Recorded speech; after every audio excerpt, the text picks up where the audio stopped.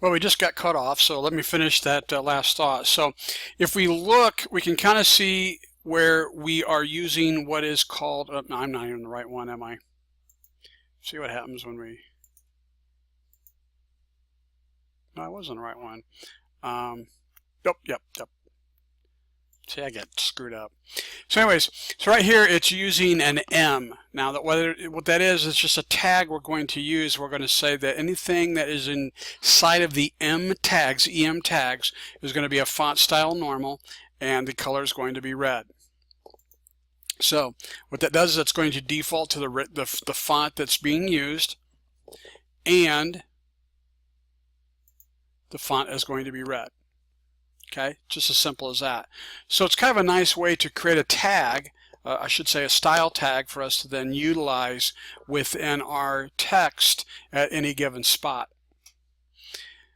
Okay,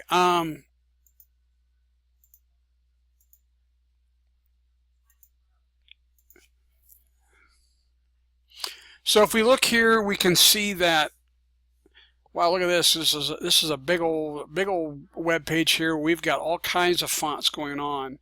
We've got sans serif right here. We've got serifs. We got all kinds of italicized, different colors, all kinds of different things going on there. So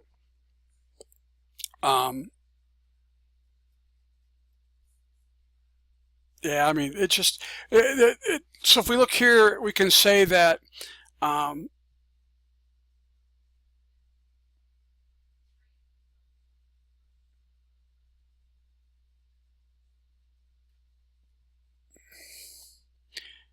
okay, so here we have the at font face property. So we got this to bring in an external font file in. So what we want to do is we want to use a font that really is not part of this, or it might not be part of this operating system that we have on this particular computer. So we're going to bring in a font face, and the font family is League Gothic Regular, and we basically are going to have a font weight, a font style. So font weight is normal, font style is normal, meaning it's not bold or it's not italicized. The source is going to be URL. So now we're going to type in, where is this font? So we actually have to have a font file somewhere on our computer for this to utilize. So font, League Gothic, and then basically we got some parameter behind that. And then we're going to format, embed the open type. So what that says is make sure that we utilize all of the different pieces and parts of that particular font. Only IE browsers understand embedded office types, or embedded open types, which they may have been doing since IE4. So that's basically what that guy is saying right there. So that embedded open type is more for the IE side of things. We can also include some other font files. Again, we just had to type in URL and then where it's basically located on your particular computer, and then utilize that. So let's see if we can see an example of this. It doesn't look like it, does it?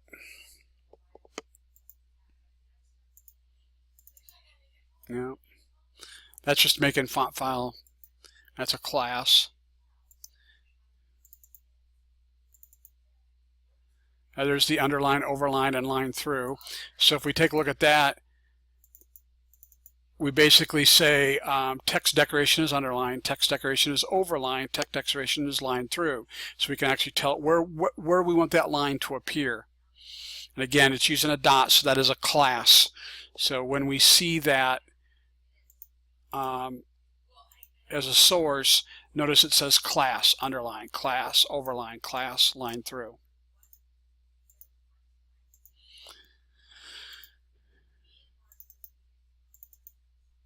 So here is down the rabbit hole. Again, if we look at that guy, we can see that it's got class right. So if we take a look at the style sheet, we can see that dot right says text align to the right. So when it uses that class, if it uses the class center, it's going to make the text align center. If we basically do use the justify, it's going to make a text align justify.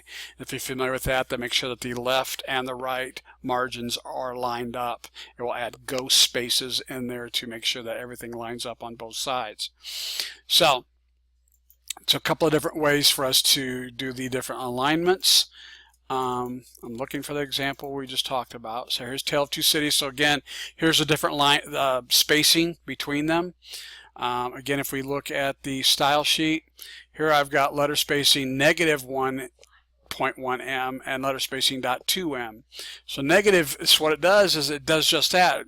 If we look, we can see that some of the letters are actually kind of overlapping a little bit because we told it -0.1. So this is normal, and then this is basically the one with the wide, I think the 0.2 m.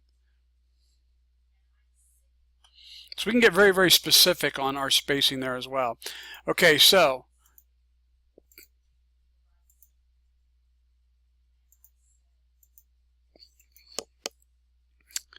let's take a look at the next example.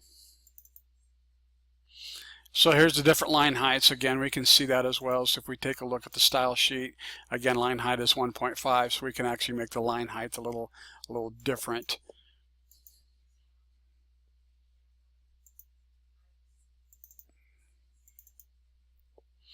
Now we take a look at this guy. Now look how everything's kind of indented in.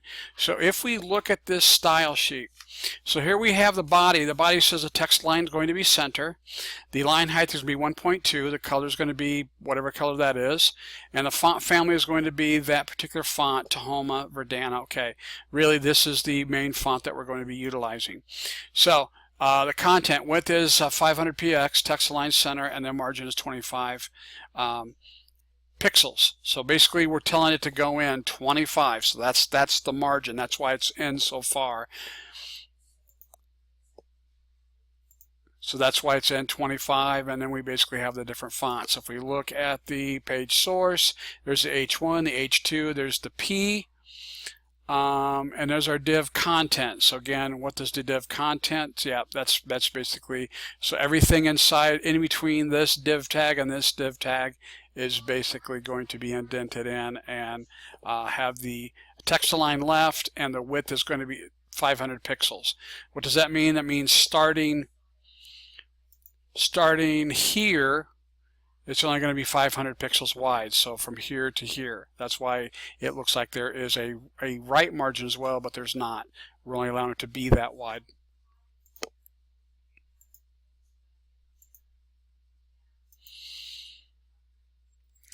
Here is the League Gothic. Let's see, can we just check one more? It's probably the very last one. Yeah. So if we look at this guy, so here we've got the ID content and we've got a header. And so what is a header? So let's take a look at our style sheet. So we do have a header, H2, so it says if you have an H2 tag inside of header, it's going to be the family League Gothic. If we go down, notice that we've got URL fonts League Gothic, and there it has the format wolf. So if we look, notice I've got a fonts folder. Open that up, and there is the different actual font files. And if we look at those and see what they look like, we can see the different styles there.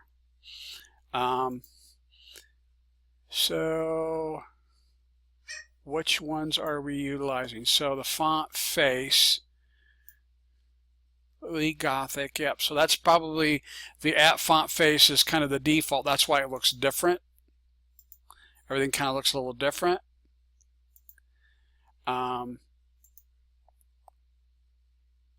Yeah, so we're bringing all four of those in. I believe what happens is if this first one's not available, it automatically goes to the next and the next and the next. So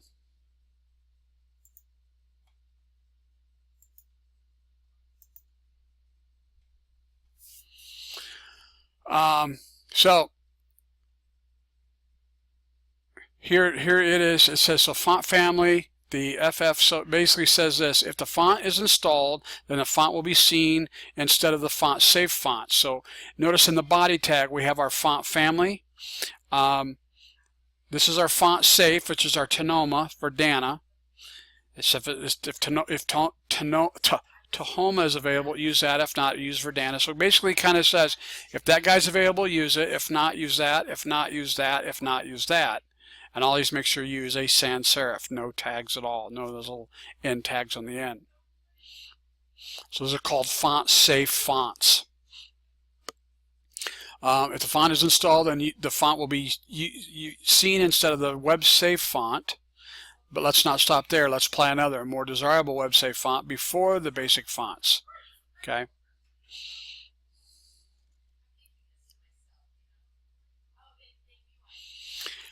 So as you can see, we can really get creative and bring in the different fonts. Again, we always have to make sure we use a font safe font as a backup in case that font does not work or it's not available or something happens. So you want to play with, make sure that those font safe fonts work before you basically put it out there. Make sure you don't include that font you're going to basically bring in, but also try it without that font to make sure that the font safe font works. So here's some different fonts they're trying out here. This is called Marcellus SC. Here's Montserrat Alternatives, ABZ. Again, a whole bunch of different types of fonts that you can basically bring down and utilize. Now here's another way we can bring in a style sheet. I can actually bring it in as a link. So notice we're actually going to go to fonts.googleapis.com. We're going to bring in this particular style sheet. And the Gothic, we actually can do that as well. So we can actually say, hey, don't include the file sheet that's on my computer. Grab it from another URL as well and utilize that style sheet. So as you can see, there's a lot of different fonts you can use. Again, read the book, experiment with some of the different font styles, some of the different ways you can bring some of those fonts in, and really play around with it. But the main thing is being able to change the fonts and the font type and the sans serif and all that. That's really all this. I really want you to concentrate on this chapter. Not so much bringing in a different font, but also being able to use and change your font style, and all of the different things. Okay, so that's all I want to cover for the first week is chapters 1, 2, and 3, and then from there we're going to basically cover a chapter a week, and we're going to get all the way through chapter 14. Again, if you have any questions, make sure you give me a call.